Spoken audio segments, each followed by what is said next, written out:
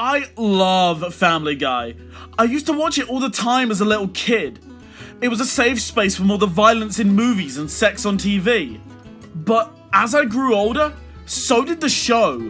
Except the show became more jaded, more violent, more aggressive, with no remorse. Brian, I take a bullet for Meg.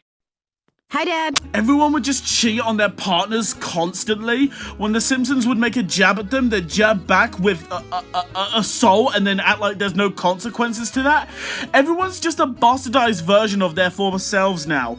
Like, I'm trying to watch Family Guy over here, not Breaking Bad. You know, half that reason being because I don't hate women. Last week I was at my friend's place and I noticed in their living room that their TV was broken. So I decided to help them fix it. But when we turned on the TV, conveniently, it was playing Family Guy at the time. It was doing like old episodes, like, you know, reruns and stuff. Funny enough though, it was an episode I hadn't seen, so we decided to watch it together. It was an episode about Brian banging Carter's dog and then going to court against Carter for custody of his kids. It was super nice seeing Peter stand up for him, but Brian had to be neutered to see his puppies. Peter imagines the future of what that would be like for him, but when he does, we see this. I love chocolate. But I can't eat it because then I'll get fat. But it's so good. This scene, this dialogue, was so powerful that it genuinely broke me. There's so much to unpack in this scene. Let's break down the dialogue itself first. This 3-line dialogue is basically a very simplified version of Dan Harmon's story circle. We start with the first line, showing Brian in a zone of comfort with his love of chocolate. This line is something a lot of people are able to relate to, a love of chocolate. This line is spoken in a major tone to show his happiness. The next line is further along the circle, to where he gets what he wants, chocolate, but as a result he has to pay a heavy price. He can't eat it because then he'll get fat. Which is, of course, a very common problem for dogs when it comes to eating chocolate. It makes them fat. This line is spoken in a minor tone to show his sadness to that fact. The final line is the most powerful, and also depicts the end of the story circle, where Brian returns to his familiar situation, eating chocolate, and his outlook on the situation has changed, saying that despite the danger, he'll keep eating it because it's so good.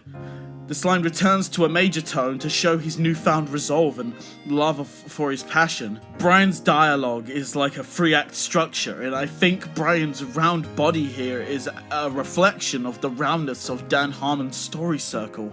And speaking of his body, let's talk about his movements next. During his first line, he's looking at Peter. He's trying to talk to Peter about his love and passions. In the next line, we see him looking down.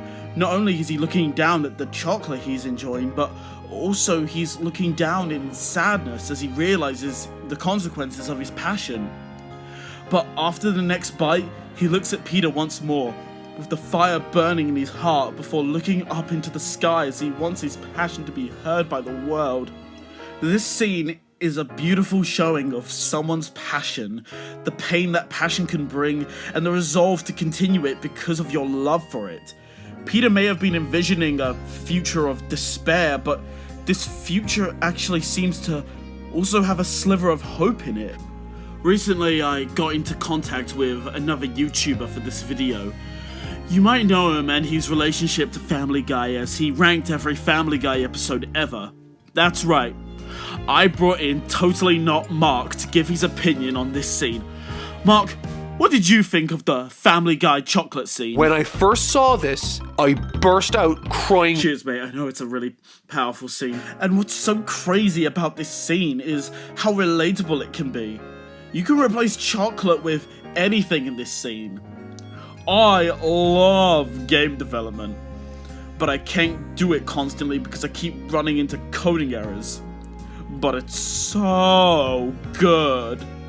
I love YouTube, but I can't get big because not many people watch my videos. But it's so good. And as of recently, I love my friends, but we can't do anything because the TV broke.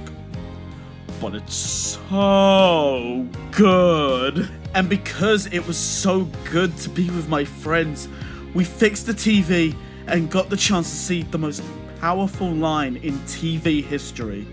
I cried, my friends cried, we all crewed to Family Guy. This scene reminds me of why I continue to follow my passions, and that despite any flaws that may come my way, if I think it's so good, I should keep doing it. And if you have any passions, then despite whatever flaws and or difficulties you may have, if you love it, you should keep doing it. Because it's so good.